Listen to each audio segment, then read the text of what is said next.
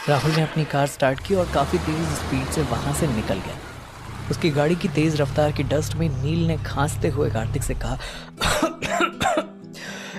यार तू उस राहुल के बच्चे को सच क्यों नहीं बता देता? कार्तिक अपने बालों को पीछे करते हुए स्माइल कर रहा था और कहा, उसने हमारे साथ जो किया है उसकी तरफ से जवाब भी दिया जाएगा। नील कंफ्यूज था। उसे कार्तिक की बात समझ नहीं आई। कार्तिक ने उसके कंधे पर हाथ रखा और टैक्सी को रुकने का इशारा किया। टैक्सी के रुकते ही वो दोनों वहां से निकल गए। कुछ देर बाद जब वो पैलेस पहुंचे, लिविंग रूम में चौहान अंकल कुछ लोगों के साथ मौजूद थे जो कि एम्प्लॉयज थे। उन सब ने महंगे सूट पहन रखे थे। चौहान अंकल ने जैसे ही कार्तिक को देखा वो अपनी सीट से उठकर खड़े हो गए और उन्होंने कहा, आइए कार्तिक। एम्प्लॉयज भी उन्हें देखकर अपनी सीट से खड़े हो गए। अंकल ने कहा, आपके एम्प्लॉयज यहाँ आए हुए हैं, उन्हें कुछ डॉक्यूमेंट्स में आपके साइन चाहिए। एम्प्लॉयज कार्तिक और नील को उनके सिंपल कपड़ों की वजह से थोड़ी अजीबोगरीब नजर से देख रहे थे। वो लोग यकीन नहीं कर पा रहे थे कि वही कार्तिक मित्तल है जो अब उनका नया बॉस है। सिचुएशन समझते ही चौहान अंकल ने कार्तिक और नील को देखकर कहा, मैं समझ सकता हूँ, आप दोनों काफी थक गए होंगे, आप चाहें तो आराम कर सकते हैं। ये डॉक्यूमेंट्स मैं आपके कमरे में भेजवा दूंगा। इस पर कार्तिक ने एक नजर उन एम्प्लॉयज पर डाली और हाँ में सर हिलाकर वहां से चला गया। वहां से निकल सीढ़ियों से होकर वो दोनों बड़े कॉरिडोर में पहुंचे जहां मित्तल फैमिली की फैमिली ट्री पिक्चर लगी हुई थी, जिसमें एक कॉर्नर पर फ्रेम की जगह खाली थी। उस खाली जगह को देखकर कार्तिक कुछ पल के लिए वहीं ठहर गया और उस जगह को बड़े गौर से देखने लगा। नील ने उसके कंधे पर हाथ रखकर कहा, क्या हुआ, तू यहां क्यों रुक गया? फिर नील ने नोटिस किया कि वहां कार्तिक की तस्वीर मिसिंग थी। कार्तिक ने कुछ नहीं कहा और वहां से अपने नए बेडरूम की ओर चला गया। उसके जाने के बाद नील ने अपना पर्स निकाला जिसमें नील और कार्तिक की साथ में एक पिक्चर थी।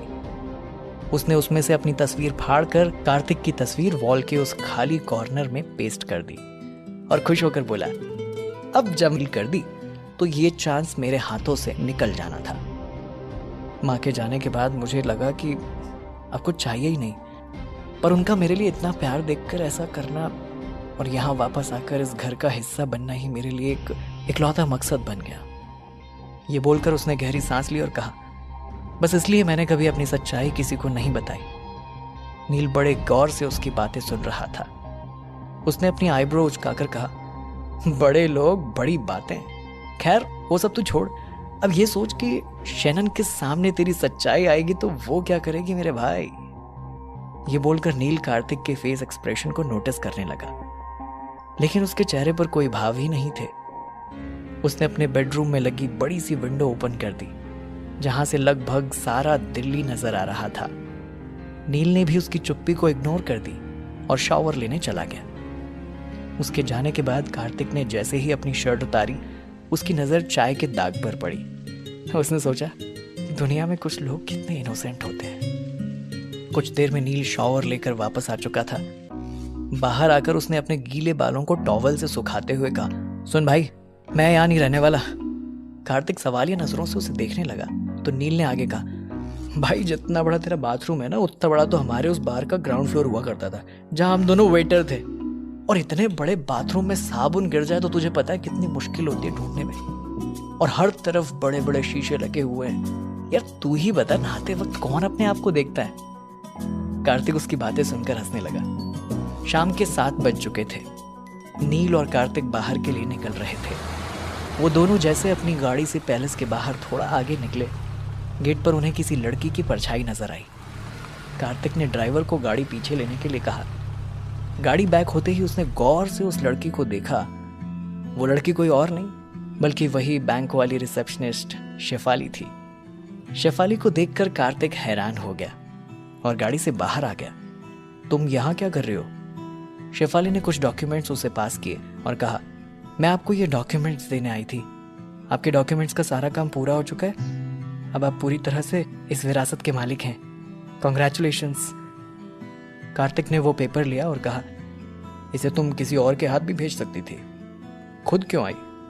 शेफाली ने कहा, कॉन्फिडेंशियल पेपर थे इसलिए मैं खुद देने चली आई।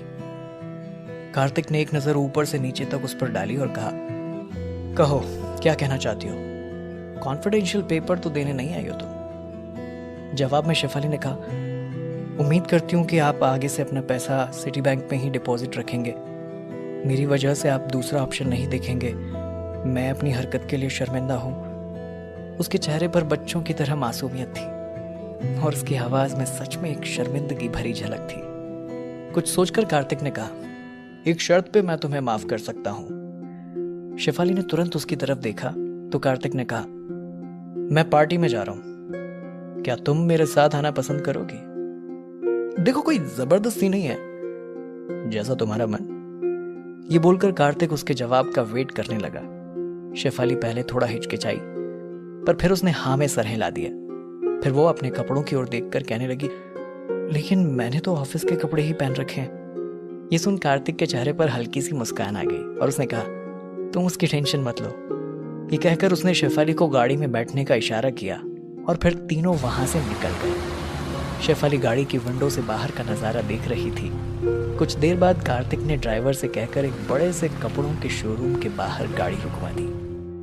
गाड़ी रुकते ही उसने शेफाली को गाड़ी से उतरने का इशारा किया और खुद भी गाड़ी से उतरकर उस बड़े शोरूम की ओर चला गया। शेफाली को कुछ समझ नहीं आ रहा था। वो इतना बड़ा शोरूम देखकर हैरान थी। ये कहाँ ले आया आप मुझे? यहां से मैं कैसे कपड़े खरीदूंगी? शोरूम में पहुंचकर कार्तिक ने अचानक उससे कहा, तुम यहां से अपनी पसंद की ड्रेस ले सकती हो। ये सुन शेफाली एकदम चौंक गई और उसकी आंखें बाहर निकल गई। वो कुछ कह पाती उससे पहले उसके पास शोरूम में काम करने वाली एक लड़की पहुंच गई और शेफाली को वहां से दूसरे फ्लोर पर ले जाने लगी। कुछ देर के बाद शेफाली सेकंड फ्लोर से नीचे आई और चुपचाप कार्तिक के पास आकर खड़ी हो गई। कार्तिक बड़े से सोफे पर बैठकर मैगजीन पढ़ रहा था। शेफाली की आहट आते ही कार्तिक ने उसकी ओर देखा। इस वक्त उसने ब्लैक कलर की बैकलेस शॉर्ट ड्रेस पहन रखी थी जिसमें वो बेहद प्यारी लग रही थी। कार्तिक ने बिल्कुल नहीं सोचा था कि शेफाली इतनी प्यारी भी लग सकती है। उसने कॉम्प्लीमेंट देते हुए कहा, अच्छी लग रही हो। उसने अपने कार्ड से पेमेंट की और शेफाली को लेकर वापस कार में आ गया, जहां नील ड्राइवर के साथ पहले से उनके आने का इंतजार कर रहा था। रात के 9 बजने ही वाले थे। फूड बिस्ट्रो में राहुल अपने दोस्तों के साथ बैठा हुआ था। उनके साथ शैनन भी मौजूद थी। राहुल के साथ मौजूद एक लड़के ने अपनी घड़ी में टाइम देखा और कहा, यार कहीं बेचारा कार्तिक डर के मारे कांप रहा होगा। राहुल ने हंसते हुए कहा, वैसे भी हमें वो किस मुंह से आकर मिलेगा?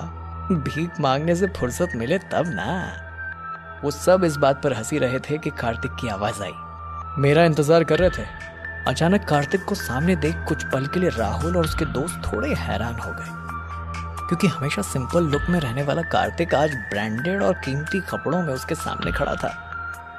और इतना ही नहीं, उसके साथ नीट और एक खूबसूरत सी लड़की भी खड़ी थी। शैनन की नजरें शेफाली और उसकी खूबसूरती को घूर रही थी। ऐसी खूबसूरत लड़की को कार्तिक के साथ देखकर वो कहीं ना कहीं जल रही थी। राहुल ने तिरछी स्माइल में हंसते हुए कार्तिक से कहा, क्या बात है, मैंने तो सुना था कि महंगे कपड़े रेंट पर मिलते हैं, लेकिन आज देख भी लिया।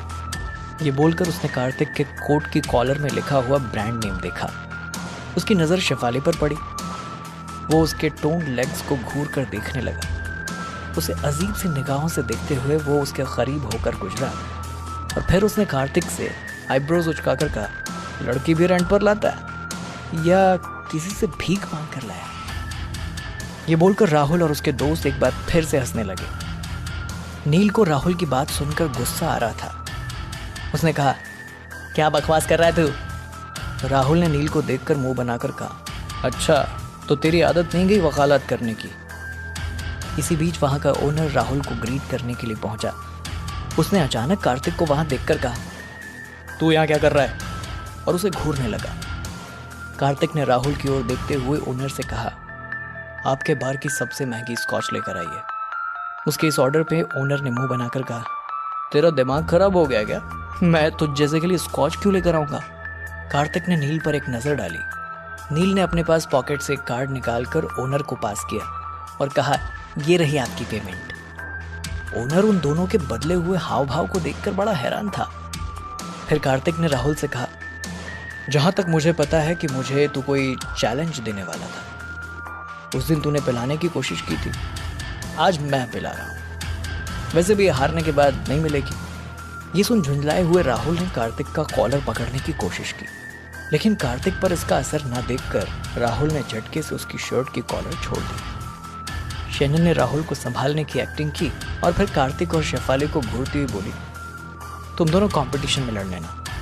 गाइस, राहुल और कार्तिक के बीच कार रेसिंग होने वाली। Are you excited?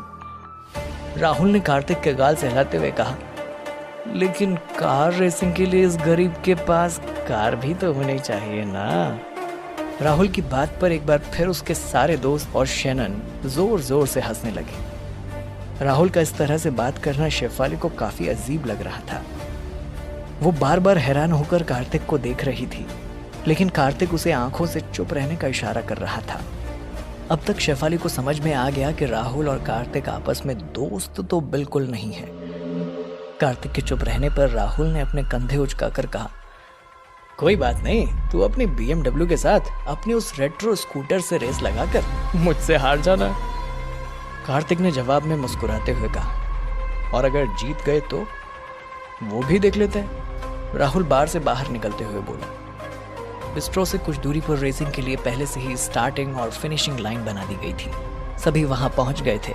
इस वक्त राहुल अपनी ब्लैक कलर की BMW की ड्राइविंग सीट पर मौजूद था और बगल में थी शैनन। उसके फ्रेंड्स हाथों में फ्लैग लेकर कार्तिक पर तंज कस रहे थे। ये लड़का आएगा भी या नहीं? अरे डर के भाग तो नहीं गया? तभी अचानक Kartik Bugatti Chiron sports car में वहां पहुंचा।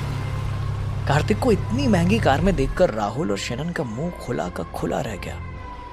और वहां कार्तिक को बुली करने वाले लोग इतनी महंगी कार को करीब से देखकर हैरान थे। राहुल ने अपने कार की साइड वाली विंडो डाउन की और कार्तिक से कहा, अब तू रेस लगाने के लिए महंगी कार भी भीख में मांग कर लाया क्या? कार्तिक ने सीरियस होकर कहा, कुछ देर बाद तो तू भी मुझसे रहम की भीख मांगेगा। राहुल ने तिरछी स्माइल के साथ कहा, चल देखते हैं। फिर उसने एक ऊंची पहाड़ी की ओर इशारा करते हुए कहा, वो देख, जो सबसे पहले उस पर अपना फ्लैग लगाकर वापस आएगा वो हारने वाले की गर्लफ्रेंड को किस करेगा। ये सब बोलकर उसने शेफाली को देखा और अपने दांतों को होठों से दबा लिया। राहुल के पास बैठी शैनन इस बात को सुनकर नाराज हो गई, लेकिन राहुल ने उसे इग्नोर कर दिया। फिर नील ने राहुल को ब्लू कलर का फ्लैग दिया और कार्तिक के हाथों में व्हाइट कलर का फ्लैग देकर वो साइड हो गया।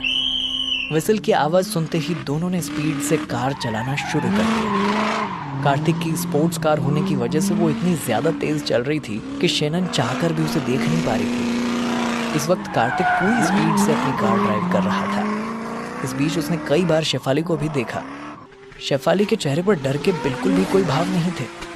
ज्यादातर लोग पहले राहुल को चीयर कर रहे थे, फिर कार्तिक की स्पीड को देख उन्होंने कार्तिक को चीयर करना शुरू कर दिया। कुछ देर के बाद कार्तिक और शेफाली पहाड़ी के सामने पहुंच गए। शेफाली गाड़ी से उतरकर अपना फ्लैग वहां लगाकर गाड़ी में बैठ गई और वो लोग फिर से वापस आने लगे। उन्होंने जब वापसी के लिए आधा रास्ता तय कर लिया तब राहुल और शैनन भी पहाड़ी के पास फ्लैग लगाने पहुंचे। कार्तिक और शेफाली पहले पहुंचकर रेस जीत गए और उनके वहां पहुंचते ही नील खुश होकर तालियां बजाने लगा। राहुल के रेस हार जाने से बाकी लोग काफी नाराज थे। नील ने शैनन के साइड वाला डोर ओपन किया और गाना गाने लगा, चुम्मा चुम्मा दे दे, चुम्मा चुम्मा दे दे चुम्मा। शैनन ने उसे गुस्से में डांटते हुए कहा, क्या बकवास कर रहे हो तुम?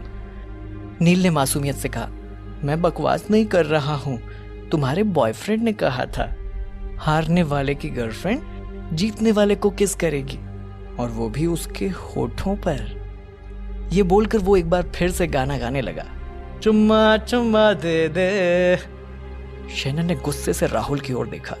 राहुल अपनी नजरें नीची कर चुपचाप खड़ा था। फिर उसने कार्तिक पर नजर डाली जो कि शेफाली के साथ हाथ बांधकर उसे देख रहा था। शैनन ने नाराज होकर कहा कि मैं किसी को किस नहीं करने वाली। कार्तिक ने जवाब दिया, जाओ, मैं राहुल को अपने रहम की भीख देता हूं, और वैसे भी मुझे तुम्हें मुंह लगाने का कोई शौक नहीं है। ये बोलकर उसने एक नफरत भरी नजर शैनन पर डाली। उसने शेफाली के कंधे पर हाथ रखकर कहा, डार्लिंग, मुझे लगता है कि अब हमें यहां से निकलना चाहिए। अब इन लोगों के रोने का वक्त शुरू हो चुका है। शेफाली उसकी बात सुनकर हंसने लगी। शेफाली के लिए कार का दरवाजा खोल कार्तिक एक बार फिर कार में बैठ गया।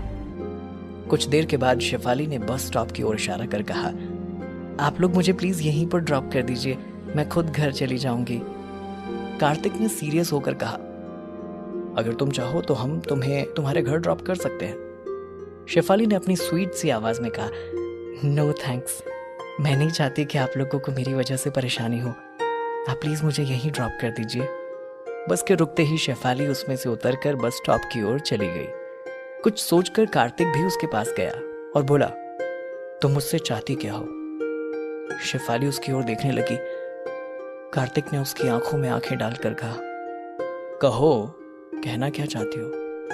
उसके इतना कहते ही शेफाली ने अपनी नजरें चुराते हुए कहा, जी हाँ, एक बात है जो मैंने अब तक किसी से नहीं कही, लेकिन आज आपसे कहने जा रही हूं।